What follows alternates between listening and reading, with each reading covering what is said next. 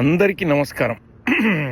Vancouver Telugu community వారి ఆధ్వర్యంలో ఈ రోజున శ్రీ సీతారామచంద్ర స్వామి మరియు సీతమ్మ వారి కళ్యాణ మహోత్సవ వేడుక చాలా అద్భుతంగా జరిపించారు. శివపడాల గారు మరియు మీ టీం అందరికీ ధన్యవాదాలు.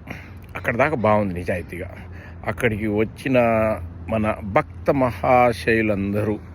మహాశయులు అంటే అందులో మహిళలు కూడా ఉన్నారు.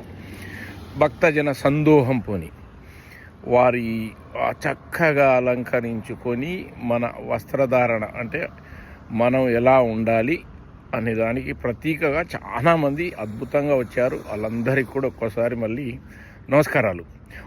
అంటే దాంట్లో అధిక శాతం కనుక మనం చూసినట్లయితే మనకి ఒక రకమైనటువంటి పద్ధతి, కట్టుబాట్లు, ఆచారం, వ్యవహారం అనేది ఉంది.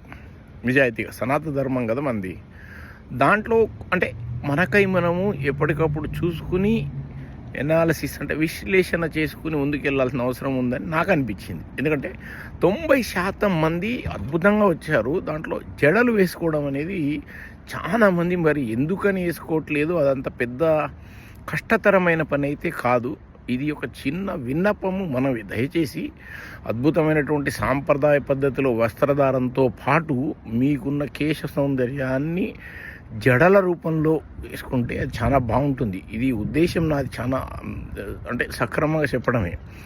దాంతోపాటు కొంతమంది విచిత్రమైన వస్త్రధారణ ఇంకా ఉంది. దయచేసి ఇలాంటి దైవిక కార్యక్రమాల్లో కనుక వేసుకోకుండా ఉంటే బాగుంటుంది అనేది కేవలం ఒక విన్నపమే. దాని తర్వాత ఎవరికి ఇక్కడ మనం చెప్పే రోజులు కావి. ఈ అన్నిటితో పాటు రెండో కీలకమైన అంశం ఏంటంటే పిల్లలు భగవంతుడితో సమానం. పిల్లలు దేవుడు చల్లని వారే కళ్ళకపట మెరుగని కరుణామయులే అనే పాట కూడా ఉంది. పిల్లల్ని గుడికి తీసుకొచ్చినప్పుడు దయచేసి అంటే గుడికి వచ్చేదే ఒక దైవత్వం, ఒక మానసిక ప్రశాంతత కొరకు. అక్కడ అంటే ఒక పిల్లలకి గుడి అంటే ఏంటి, అక్కడ ఎలా ఉండాలి ఇప్పటి నుంచి నేర్పాలి. మా పిల్లలు చిన్నపిల్లలండి, ఇదండి అదండి అని చెప్పకుండా ఎవరైతే పిల్లల్ని అట్లా నియంత్రించలేరో దయచేసి వాళ్ళని ఎవరికన్నా అప్పచెప్పి వస్తే అంటే వేరే వాళ్ళకు కూడా ఇబ్బంది. ఇది చాలా మందికి అంటే యథార్థవాదే లోక విరోధే అన్నట్టు ఇబ్బంది కలిగే విషయం. కానీ ఇవన్నీ అక్షర సత్యాలు, నగ్న నిజాలు.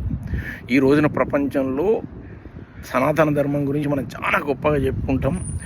వాటిని అలానే ముందుకు తీసుకుని వెళ్ళాలంటే చిన్న చిన్న మార్పులు మనం చేసుకుంటూ వెళ్తే బాగుంటుంది అనేది కేవలం నా వ్యక్తిగత అభిప్రాయం మాత్రమే.